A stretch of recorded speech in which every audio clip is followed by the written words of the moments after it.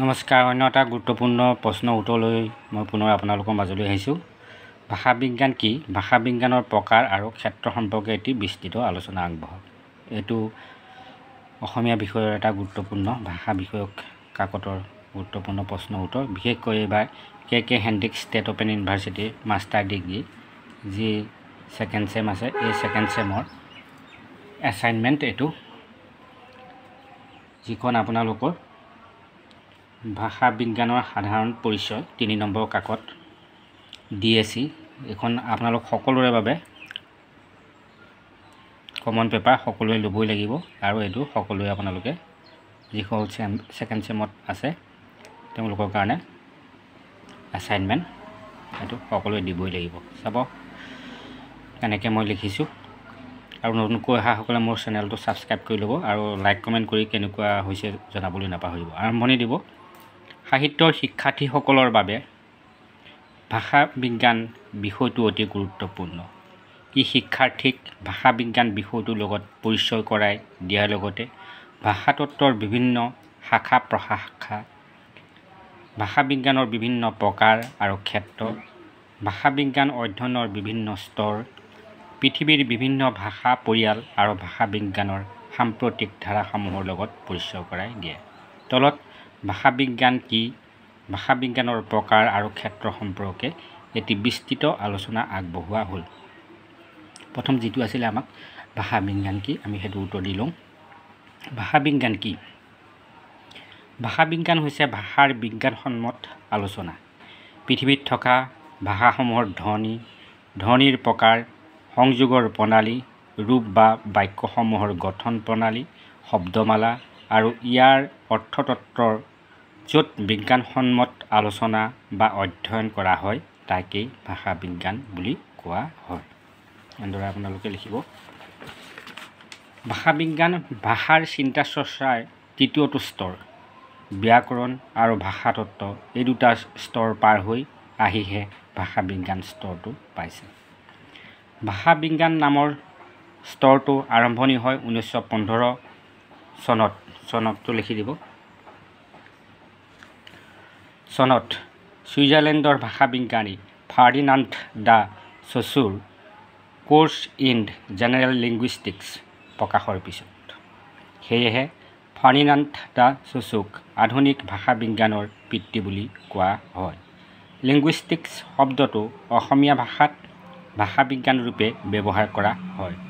Latin ভাষাৰ পৰা অহা লিংগুইষ্টিক্স শব্দৰ লিংগুৱা বাদ বা কথা যোগ ষ্টিক্স তত্ত্ব বা জ্ঞান, অৰ্থাৎ ভাষাৰ জ্ঞান। এক কথাত ক'বলৈ গ'লে ভাষাৰ বিজ্ঞানসন্মত আলোচনাই হৈছে ভাষা বিজ্ঞান। এতিয়া যিটো আমাক প্ৰথম দ্বিতীয় স্তৰটো প্ৰথমটো আছিলে ভাষা বিজ্ঞানৰ প্ৰকাৰ।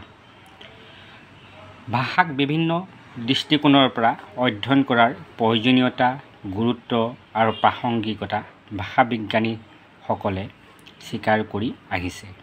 এনে প্ৰেক্ষাপটত আধুনিক ভাষা বিজ্ঞানীসকলে চলোৱা অধ্যয়ন বা সমীক্ষাৰ বিষয় আৰু প্ৰকৃতিলৈ লক্ষ্য কৰি ভাষা বিজ্ঞানক প্ৰধান 3টা প্ৰকাৰত ভাগ কৰা হৈছে। 1. বৰ্ণনাত্মক ভাষা বিজ্ঞান, 2.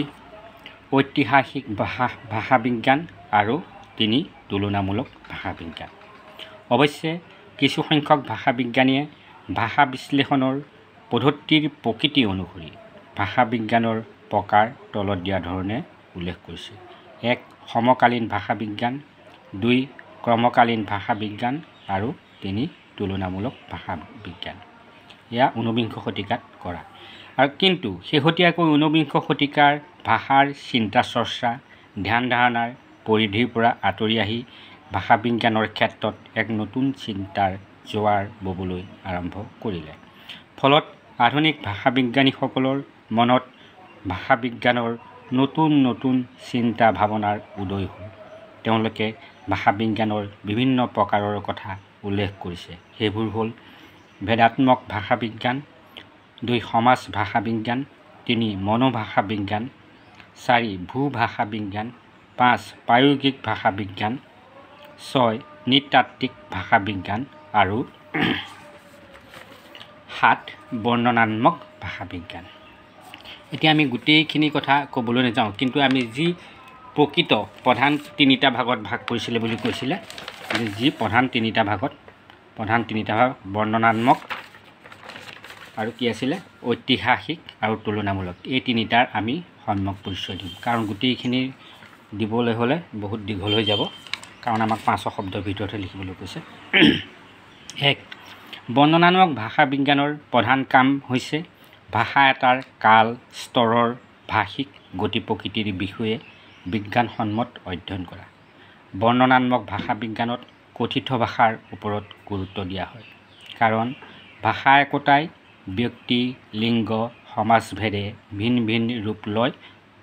এনে ভাষা বিজ্ঞানত ভাষাৰ গাঁথনিক স্তৰ বা গঠন পদ্ধতিৰ ওপৰত অধিক গুৰুত্ব দিয়ে কাৰণে আধুনিক ভাষা বিজ্ঞানীসকলে ইয়াক গঠনাত্মক ভাষা বিজ্ঞান বুলিও অভিহিত কৰিছে। বৰ্ণনাত্মক ভাষা বিজ্ঞানক আধুনিক ভাষা বিজ্ঞানীসকলে কি হৈছে গঠনাত্মক ভাষা বিজ্ঞান বুলিও অভিহিত কৰিছে।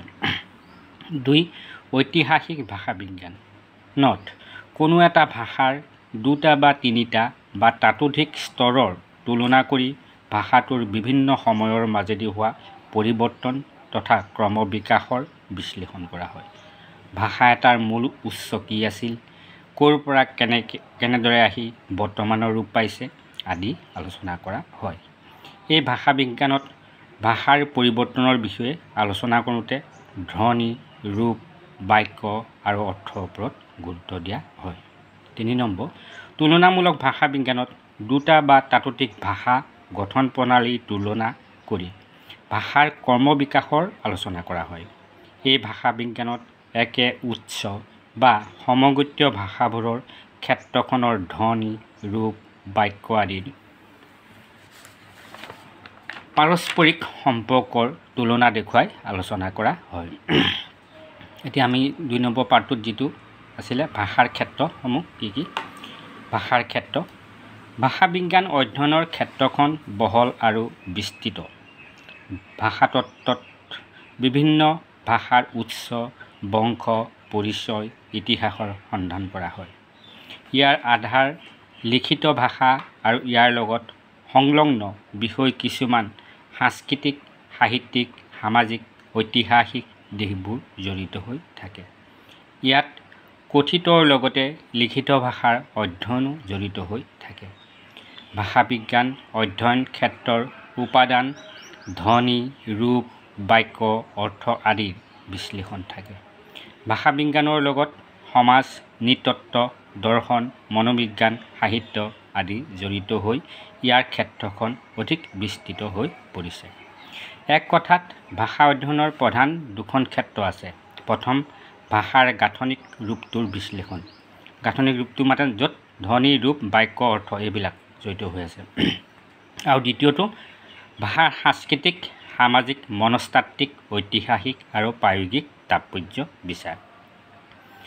ভাষাৰ বিজ্ঞানসন্মত অধ্যয়নে সামৰি ল'ব পৰা ভাষাৰ অধ্যয়নৰ বিস্তৃত ক্ষেত্ৰখন ভাষাত অধ্যয়ন প্ৰণালী আৰু বিভিন্ন শৃংখলাৰ লগত ভাষা বিজ্ঞানৰ সম্পৰ্ক আছে।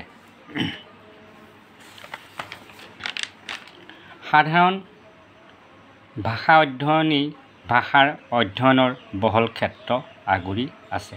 এই ক্ষেত্ৰখন ইমানেই বিস্তৃত যে তাক সীমাৰেখাৰে নিৰ্ধাৰণ কৰা জটিল। এতিয়া সামৰণি মাৰিব।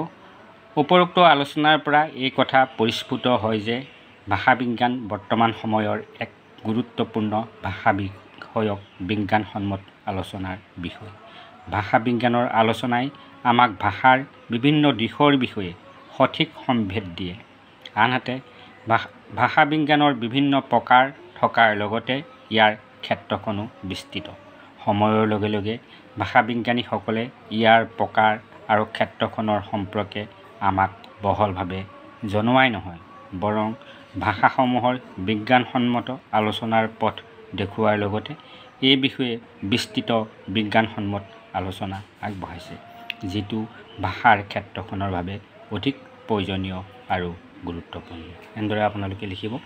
আৰু মই আপোনালোকক কৈছোঁৱেই যে যিকেইখন তিনিখন আপোনালোকৰ DSC কম্পালচৰি পেপাৰ আছে অসমীয়া সংস্কৃতি আৰু গৱেষণা প্ৰণালী পৰিচয় অসমীয়া কবিতা আৰু ভাষা বিজ্ঞানৰ সাধাৰণ পৰিচয় এই কেইখনৰ মই সকলো কেইটা দিম কিছু সংখ্যক দিয়া হৈছে আৰু বাকি থকা কেইটাও দিম আৰু আপোনালোকক মই ভক্তি সাহিত্যও দিম আৰু যিখন আপোনালোকৰ ইংলিছৰ আছে মই সেইখনৰো গোটেইকেইটা দিবলৈ চাম নতুনকৈ অহাসকলে মোৰ চেনেলটো ছাবস্ক্ৰাইব কৰি ল'ব আৰু আশা ৰাখিছোঁ লাইক কমেণ্ট কৰি কেনেকুৱা পাইছে জনাব আজিলৈ আহোঁ ধন্যবাদ